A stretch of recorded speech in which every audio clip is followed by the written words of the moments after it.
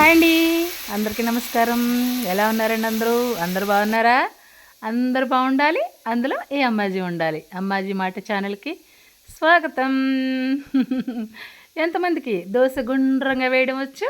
గుండ్రంగా వేయడమే కాదండి, గుండ్రంగా తీయడం కూడా రావాలి. విన్నారా ఈ షార్ట్ వీడియోలో ఎక్కడైనా ఈ వాయిస్? అంతే కదండి మరి. వేయడం ఏదోలా వేసేసా. తీసేటప్పుడు మాత్రం చూద్దాం ఎలా వస్తుందో. ఈరోజు మార్నింగ్ టిఫిన్ వచ్చేసి బ్రేక్ఫాస్ట్కి dosa with jeera rice. Dosa with jeera rice ఇదేం కాంబినేషన్ అండి బాబు అనుకుంటున్నారా? ఏమీ లేదండి, రైస్ మిగిలిపోయింది, మరి ఆ రైస్ని వేస్ట్ చేసుకోవడం ఎందుకని చెప్పేసి అయినా మా పిల్లలకి నాకు కూడా జీరా రైస్ అంటే ఇష్టమేలేండి. దానికోసం ఇలా ఒక పక్క దోశలు ఒక పక్క జీరా రైస్ ప్రిపేర్ చేసేస్తున్నాను అన్నమాట. చాలా సింపుల్ అండి ఈ జీరా రైస్ చేయడం. ఒక 4 వెల్లుల్లి రెబ్బలు బాగా దంచుకుని వేసుకుని, నెక్స్ట్ ఒక ఎండుమిరపకాయ, 2 కరివేపాకు రెమ్మలు, ఒక స్పూన్ జీలకర్ర వేసేసుకుని తగినంత సాల్ట్ వేసేసుకుంటే దాంట్లో మనం ఈ రైస్ వేసుకుని కలిపేసుకోవడమే. ఇష్టమైన వాళ్ళు పసుపు యాడ్ చేసుకోవచ్చు, లేదంటే లేదు. నేనైతే యాడ్ చేయలేదనుకోండి. అంతే అండి, ఎంత ఈజీనో తెలుసా ఈ జీరా రైసు. ఇప్పటివరకు ఇంకా ఎవరో ట్రై చేయకుండా ఉన్నట్టయితే ఒకసారి ట్రై చేయండి అమ్మా. చాలా సింపుల్ అండ్ చాలా టేస్టీ అండ్ చాలా హెల్దీ కూడా. అంత హెల్దీగా ఉంటుంది ఈ జీరా రైస్ తినడానికి. అంతెందుకండి, ఇప్పుడు రైస్ మిగిలిపోయిందనే కాదు, వేడివేడి రైస్తో కూడా దీన్ని చేసుకోవచ్చు. మా పిల్లలైతే వాళ్ళకి నచ్చని కూర చేశాను అనుకోండి, ఇలా కిచెన్లోకి వెళ్ళిపోయి జీరా రైస్ ప్రిపేర్ చేసేసుకుని తినేస్తారనమాట.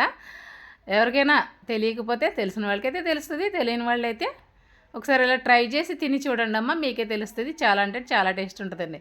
అంతే కదండి, ఈ జీరా రైస్, వామ్ రైస్, సేమ్ వామ్ రైస్ కూడా ఇంతే. జీరాకు బదులు వాము వాడుకోవాలి.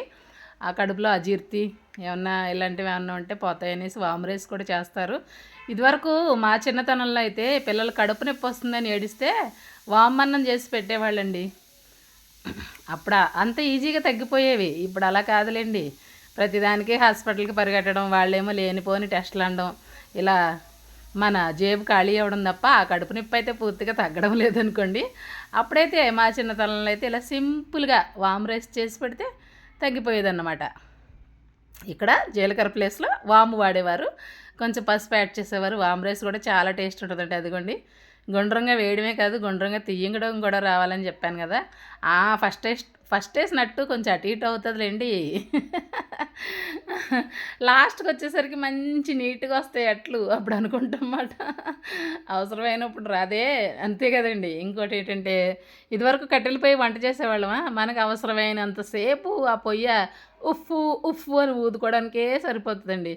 మనకు వంట అంతా అయిపోయింది ఇంకా అనేసి అనుకుంటాం చూడండి, అప్పుడు చక్కగా మండిపోతుంది పొయ్య. అవునా కదా? ఎవరికైనా తెలుసా ఇది? ఏదో సోది వాగుతుంది అనుకుంటున్నారా? కట్టెల పొయ్యి మీద వంట ఎక్స్పీరియన్స్ ఉన్న వాళ్ళకైతే ఖచ్చితంగా అనిపిస్తుంది, అవును కదా, నిజమే కదా, వంట అయిపోయే టైంకి బాగా మండుద్ది కదా పొయ్యి అని చెప్పేసి. అదిగోండి మా బాబ్జీ గారికి అయితే దోశలు చట్నీ ఆయనకైతే ఇచ్చేసాం. ఈసారి చూడండి చక్కగా వస్తున్నాయి అట్లు. చెప్పాను కదా స్టార్టింగ్లో కొంచెం అటు ఇటు అవుతాయి. ఫస్ట్ ఎప్పుడు నాన్నకైనా అమ్మ అని అదొక షార్ట్ వీడియోలో వింటుంటాం కదా. నాన్న ఇంటికి పెద్దోడా ఇంకేమన్నానా, ఫస్ట్ ఇచ్చుకుపోయి వస్తుంది కాబట్టి నాకు అనేసి నాన్న క్యారెక్టర్ అంటూ ఉంటారు. బాగుంటాయండి షార్ట్ వీడియోస్లో, బాగా చేస్తారు. కానీ కొన్ని వీడియోస్లో మరీ భర్తని నాన్నని కించపరిచినట్టు చేస్తూ ఉంటారండి. కొన్ని వీడియోస్లో భార్యని కించపరిచినట్టు, నాకు అలాంటివి అయితే నచ్చవండి. మ్యాక్సిమం నేను వాటి జోలికైతే వెళ్ళను. చెప్పాను కదా, నాకు నచ్చవు. ఇదిగోండి పిల్లల కోసం అయితే ఇలా. ఆయనైతే జీరా రైస్ తినరండి, పెద్ద ఇష్టం ఉండదు ఆయనకి. మేమైతే తింటాం, మాకు ఇష్టం. ఒక్కో దోశ, కొంచెం ఒక కప్పు జీరా రైస్, కొంచెం చట్నీ, సూపర్ కాంబినేషన్ అండి. ఇకపోతే బాబ్జీ గారి కోసం కాఫీ, ఆయన కోసమే కాదులేండి మా ఇద్దరికి చెరో కాస్త కాఫీ. మార్నింగ్ ఒక రౌండ్ అయిపోయిందండి కాఫీ. ఇది టిఫిన్ తర్వాత మళ్ళీ నెక్స్ట్ రౌండ్ అనమాట. ఫస్ట్ రౌండ్లో కొంచెం ఎక్కువ క్వాంటిటీలోనే తాగుతాం, ఈ రౌండ్లో అయితే తక్కువే తాగుతాంలేండి. ఒక గ్లాసే ఇద్దరికి వచ్చేలాగా. ఇకపోతే కాఫీలు టిఫిన్లు అయిపోయినాయి, ఇంకేముంటుందండి మధ్యాహ్నం లంచ్. డైలీ ఇదే కదండి, ఇంకా రోజు లేవడం, వండుకోవడం, తినడం, తోముకోవడం, పడుకోవడం, ఇదే అయిపోయింది జీవితం అంతాను. చాలా రొటీన్ అనిపిస్తుంది మనం అలా అనుకుంటే. అలా అనుకుంటే మనం అస్సలు బతకలేమన్నమాట. ఎప్పటికప్పుడు కొత్తగా మనల్ని మనం ఏంటంటారు రీస్టార్ట్ చేసుకుంటూనే ఉండాలన్నమాట. ఇది వచ్చేసి ఇంకా నాకు చూసారా లాస్ట్లో ఎంత చక్కగా కాలిందో అట్టు. నాకు అలా మాడినట్టు కలర్ వస్తేనే ఇష్టం అండి. అన్నీ మాడబెట్టేస్తూ ఉంటారు మా బాబ్జీ గారు. కూరలు కూడా కొంచెం అలా అడుగు పట్టనట్టుగా ఉంటేనే నాకు టేస్టీగా ఉన్నట్టు అనిపిస్తుంది. మీకు విషయం చెప్తున్నా, సీక్రెట్ ఏంటంటే ఆ కూరలు అంతా గిన్నెలోకి ఊర్చేసిన తర్వాత వెంటనే సింక్లో పడేయనండి నేను ఆ పాత్రని. దాంట్లో కొంచెం అన్నం వేసుకుని ఊర్చుకుంటాను. నాకు అది చాలా టేస్టీగా ఉన్నట్టు ఉంటుంది. మరి ఆ అలవాటు నాకు ఎలా వచ్చిందనేది నిజంగా గుర్తులేదు, కానీ చాలా ఇష్టం అన్నమాట అండి నాకు. అదొకటే కాదు, ఉప్మా ఒకటి. మనం రవ్వను మన ఇంట్లో రవ్వ చేసుకుంటాం కదండి, బియ్యం రవ్వ. ఆ రవ్వ ఉప్మా కూడా కొంచెం అడుగు పట్టేలాగా చేసుకుని ఆ అడుగును మాడిపోయిన ఉప్మా తినడం కూడా నాకు చాలా ఇష్టం. నా ఇష్టాలు ఏంటి మీకు కష్టంగా అనిపిస్తున్నాయా, లేదంటే మీరుకి ఎవరికైనా అలాంటివి ఇష్టమైతే నాకు కామెంట్ బాక్స్లో కామెంట్ చేయండి. వీడియోకి అయితే ముందు ఒక లైక్ అయితే చేసేయండి ఇంకా చేయలేదా. తర్వాత వచ్చేసి ఇంట్లో అల్లం వెల్లుల్లి పేస్ట్ అయిపోయిందండి. అల్లం వెల్లుల్లి పేస్ట్ ప్రిపేర్ చేసుకున్నాను. అవన్నీ కట్ చేసి పెట్టుకున్నాను కదా, అల్లం వెల్లుల్లి పేస్ట్ చేసుకుంటాను. ఇవి వచ్చేసి ఎండు చేపలు అన్నమాట అండి. వీటిని పట్టి సావిడ ముక్కలు అంటారు మా ఏరియాలో. మరి మీ ఏరియాలో ఏమంటారో నాకు తెలీదు. పట్టి సావిడ ముక్కలు అంటారండి. ఈ చిక్కుడుగాయ కూర చేస్తున్నాను కదా, చిక్కుడుగాయలు తీసుకొచ్చారు బాబుజీ గారు. ఈ చిక్కుడుగాయ కూరలో ఈ పట్టి సావిడ ముక్కలు వేసుకుని వండుకుంటే చాలా టేస్టీగా ఉంటుందండి కర్రీ. చాలా అంటే చాలా టేస్టీ. కొంచెం ఒక 4 ముక్కలు వేసుకున్నా సరిపోతుంది అనమాట.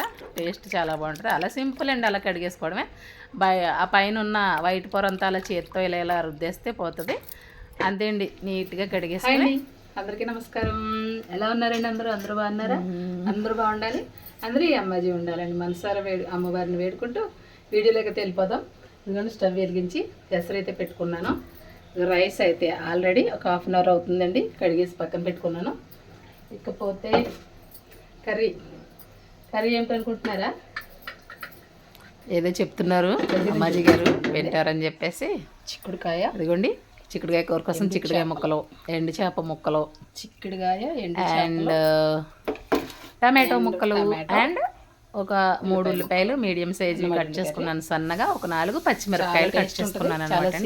ఇంతే అండి, చాలా సింపుల్ అనమాట. దీంట్లోకి మనం అల్లం వెల్లుల్లి పేస్ట్ ఎలాగూ ప్రిపేర్ చేసుకుంటున్నాం కదా, ఫ్రెష్ అల్లం వెల్లుల్లి పేస్ట్ చేసుకున్న రోజు ఆ కూర చాలా బాగుంటుందండి. ఏదైనా ఫ్రెషే కదా. ఇప్పుడు తాజా వంకాయలు తెచ్చుకొని కూర చేసుకుని చూడండి. చికెన్లు, మటన్లు, రొయ్యలు, పీతలు ఇవేమన్నా ఆ టేస్ట్ ముందు సరిపోతాయా చెప్పండి? తాజాగా, అది ఎప్పుడు తాజాగానే ఉంటుంది. అంతే అల్లం వెల్లుల్లి పేస్ట్ కూడా అంతే అండి, ఫ్రెష్గా ప్రిపేర్ చేసుకున్నది చాలా టేస్ట్ ఉంటుంది అనమాట. ఇదిగోండి కర్రీ కోసం అయితే ప్యాన్ పెట్టేసుకున్నాను. ఒక 4 స్పూన్లు అయితే ఆయిల్ అయితే వేసేసుకున్నాను. ఫస్ట్ దీంట్లో మధ్యలో అమ్మాజీకి గ్లాసులు నీళ్ళు తాగడం అలవాటు కదండి, నీళ్ళు అయితే తాగేస్తున్నాను. ఏ పనిలో ఉన్నా కొంతమంది పనిలో నీళ్ళు మర్చిపోతారండి. అందుకని ఏ పనిలో ఉన్నా కానీ మధ్యలో అలా ఒక గ్లాస్ నీళ్ళు అయితే తాగుతూ ఉండండి అమ్మ, అది చాలా హెల్తీ. అదిగోండి అల్లం వెల్లుల్లి పేస్ట్ అయితే మిక్సీ పట్టేశాను. ఆ మిక్సీ అస్సలు నలగట్లేదండి బాబు, విసిగించేస్తుంది ఈ మధ్యన. ఫస్ట్ ఆయిల్లో ఎండు చేప ముక్కల్ని అయితే వేసేస్తున్నాను. చూడండి, చూపిస్తాను ఉండండి మీకు. ఈ ఎండు చేప ముక్కల్ని మనం ఎర్రగా వేయించుకోవాలి. ఇదంతా స్మెల్ వచ్చేస్తుందండి గుమ్మలాడుతూనే. నచ్చిన వాళ్ళైతే అబ్బా ఎవరో ఎండు చేపలు కూర చేసుకుంటున్నారు అనుకుంటారు. నచ్చని వాళ్ళైతే కొంత ఇబ్బంది పడతారులేండి, బాబోయ్ ఎవరో ఎండు చేపలు వండేస్తున్నారు అని చెప్పేసి. ప్రతిదానికి అలా ఇలా రెండు అనుకునే వాళ్ళు ఉంటారు కదండి. ఆ చేప ముక్కల్ని అయితే వేయించేసుకుని మనం తీసి పక్కనట్టు పెట్టేసుకోవాలన్నమాట. నెక్స్ట్ ఇంకేముందండి, ఉల్లిపాయ ముక్కలు, పచ్చిమిరపాయ ముక్కలు యాడ్ చేసుకుంటున్నాను. అవి బాగా దోరగా కొంచెం కలర్ చేంజ్ అయ్యేంత వరకు వేగించుకోవాలన్నమాట. కొంచెం మెత్తపడతాయండి. ఈలోపు మనం సాల్ట్ కూడా యాడ్ చేసేసుకోవచ్చు. సాల్ట్ యాడ్ చేస్తే ఉల్లిపాయ ముక్కలు కొంచెం త్వరగా మగ్గుతాయి అనేసి అంటారు. ఎందుకంటే సాల్ట్ యాడ్ చేయడం వల్ల కొంచెం వాటరీగా అవుతాయండి. ఆ వాటరీగా అవడం వల్ల ఏంటంటే ఈ ఆయిల్ అండ్ వాటర్ రెండింటిలో అవి బాగా ఉడికినట్లుగా అవుతాయి అన్నమాట, బాగా వేగుతాయి త్వరగా. అదిగోండి అల్లం వెల్లుల్లి పేస్ట్ని అయితే నేను ఒక బాక్స్లో వేసేసుకుంటున్నాను, ఫ్రిడ్జ్లో పెట్టుకోవడానికి. ఒక 1.5 స్పూన్ అయితే ఈ కర్రీ కోసం అయితే ఉంచుకుంటాను అన్నమాట. చూపిస్తానులేండి మీకు. అదిగోండి ఒక 1.5 స్పూన్ కర్రీ కోసం ఉంచేసుకుని మిగతాదంతా నేను స్టోర్ చేసుకుంటున్నాను. అదిగోండి ఉల్లిపాయ ముక్కలు అయితే వేగుతూ అవుతున్నాయి. ఉల్లిపాయ ముక్కలు వేగిన తర్వాత మనం ఇలా టమాటా ముక్కల్ని యాడ్ చేసుకోవాలి. చిక్కుడుకాయ టమాటా ఎండుచేప కర్రీ అనమాట అండి. చాలా సింపుల్ అండి ఇది. ఫ్రెష్ అల్లం వెల్లుల్లి పేస్ట్. దీంట్లో నేను ఏ రకమైన మసాలాలు యూజ్ చేయట్లేదండి, ఓన్లీ అల్లం వెల్లుల్లి పేస్ట్ మాత్రమే యాడ్ చేస్తున్నాను. అంతే అండి. బాగుంటుందండి కర్రీ. ఎందుకంటే ప్రతి దాంట్లోని మసాలాలు వాడేస్తే అన్ని కర్రీలు ఒకే టేస్ట్ లాగా అయిపోతాయండి. మనకి ఆ చిక్కుడుకాయ టమాటా, ఆ ఎండు చేప, ఆ ఫ్లేవర్స్ అన్నీ తెలియాలంటే మనం అస్సలు దీంట్లో గరం మసాలా యూజ్ చేయాల్సిన అవసరం లేదు. కొంచెం గసాల పేస్ట్ వేసుకుంటే బాగుంటుందండి. ఉంటే వీలైతే గసగసాలు వేసుకుంటే ఇంకా చాలా బాగుంటుంది అన్నమాట టేస్ట్. అంతే తప్ప చెక్క, లవంగం, యాలక్కాయ ఇలాంటి మసాలాలు అయితే అస్సలు వాడాల్సిన అవసరం లేదండి. అదిగోండి, ఒక 5 మినిట్స్ అలా మూత పెట్టి ఉంచేసాను చిక్కుడుకాయ ముక్కలు వేసిన తర్వాత. చూసారు ఎలా మగ్గిపోయినాయో. వాటి ఒళ్ళు ఏమన్నా మానేంటండి, మగ్గిపోతాయి. చాలా త్వరగా మగ్గిపోతుందండి చిక్కుడుకాయ. మ్యాక్సిమం మగ్గిపోయింది, కలర్ చేంజ్ అయిపోయింది కదా, చూస్తున్నారు కదా. ఇంకా చెప్పాలంటే టమాటానే మగ్గట్లేదండి, గట్టిగా ఉండిపోతున్నాయి ఈ మధ్య టమాటాలు ఏంటో కానీ. అవి కొంచెం మగ్గేంత వరకు మళ్ళీ ఇంకొక 5 నిమిషాలు అయితే మూత పెట్టేస్తున్నాను. ఆల్రెడీ సాల్ట్ వేసాను కాబట్టి మనకు అడుగు పట్టదండి, కొంచెం వాటరీగానే ఉంటుంది. అలా చక్కగా మగ్గుతాయి అన్నమాట. ఇంకేముందండి, ఈ మసాలాల గురించి కదా మాట్లాడుతున్నాను. ఇది వరకు ఒక 10 ఇయర్స్ బ్యాక్ నుంచి స్టార్ట్ అయ్యాయి అనుకుంటానండి నేను ఈ హోటల్ నుంచి ఫుడ్ తెప్పించి భోజనాల్లో పెట్టడం. ఇదివరకు అయితే మనకి నైట్ అంతా వంట వాళ్ళని పెట్టుకుని వంటలు చేయించి భోజనాలు పెట్టేవారు, పెళ్ళైనా ఫంక్షన్ అయినా ఇంకేదైనా. ఇప్పుడు అలా కాదు కదండి, ప్రతిదానికి ఫుడ్ ఆర్డర్ ఇచ్చేస్తున్నారు. 11 అయ్యేసరికి ఫుడ్ వచ్చేస్తుంది. ఈ లోపల మన ఇంట్లో వాళ్ళు చక్కగా రెడీ అయ్యి కూర్చుంటే సరిపోతుంది. ఇదివరకు అలాగా అండి, ఇంట్లో వాళ్ళందరికీ రాత్రంతా పని ఉండేది, మధ్యాహ్నం వరకు పని చేస్తూనే ఉండాల్సి వచ్చేది. బాగుందిలేండి ఫుడ్ ఆర్డర్ చేయడం, బాగుంది. కానీ ఓ 10 ఇయర్స్ బ్యాక్ స్టార్ట్ అయ్యింది అనుకుంటున్నాను మ్యాక్సిమం నేను. ఆ టైంలో అయితే ఫుడ్ ఆర్డర్ చేసినప్పుడు అబ్బా బయట ఫుడ్ అంట, హోటల్ ఫుడ్ అంట, ఫుడ్ ఆర్డర్ చేశారంటే వాళ్ళని భోజనానికి వెళ్ళేవాళ్ళు ఇంట్రెస్ట్ చూపించేవారండి. ఇప్పుడు చెప్పమంటారా నిజం?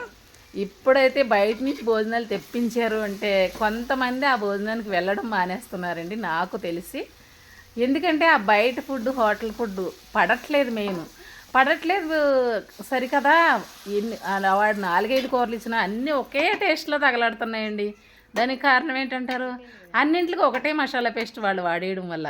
ఇలాగ మనకి వేరియేషన్ చూపించి వండితే దేని టేస్ట్ దానికి మనకి క్లియర్గా తెలుస్తుంది.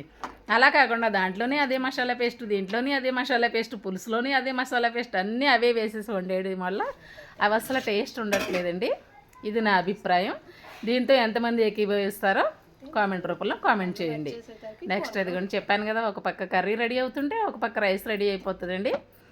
ఒకే టైంలో 2 కుక్ చేసుకోవడం నాకు అలవాటండి. నిజం చెప్తున్నాను, వంటగదిలో నేను ఎక్కువసేపు స్పెండ్ చేయలేను. ఎందుకంటే కుకింగ్ అంటే నాకు చాలా ఇష్టం అండి. కానీ ఏమిటో తెలియదండి, మరి నాకే అలా ఉంటుందో అందరికీ అలా ఉంటుందో తెలియదు, కానీ నాకు చాలా స్వెట్ వచ్చేస్తుందండి.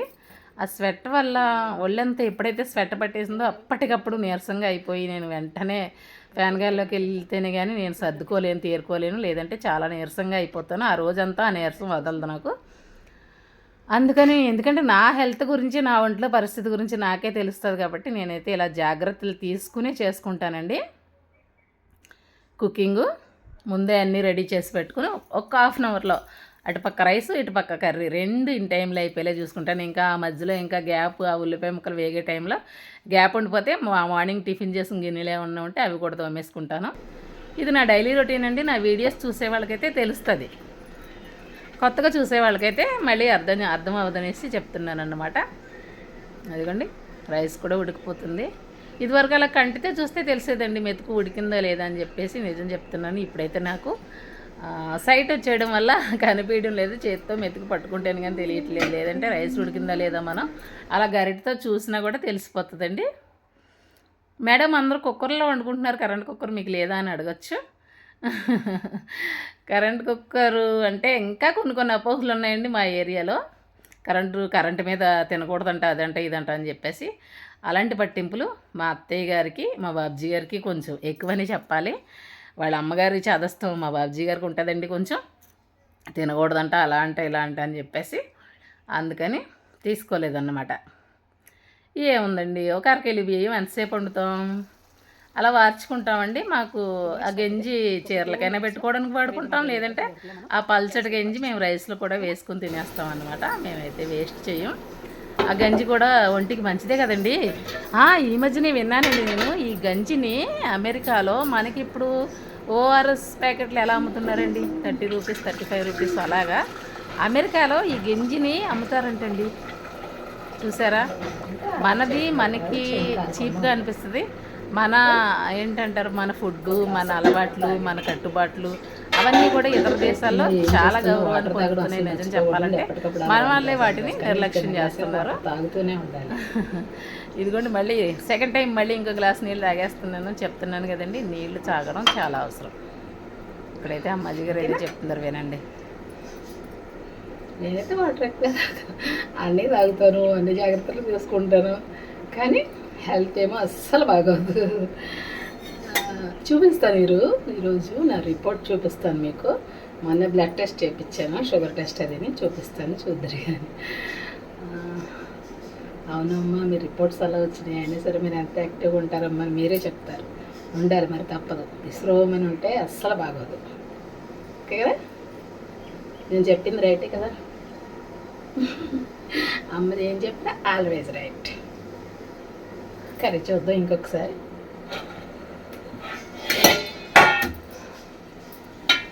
ఇష్టపడి చేసేది ఏది కష్టం కాదు అనేసి ఇక్కడ చెప్పడం నా ఉద్దేశం అన్నమాట అండి.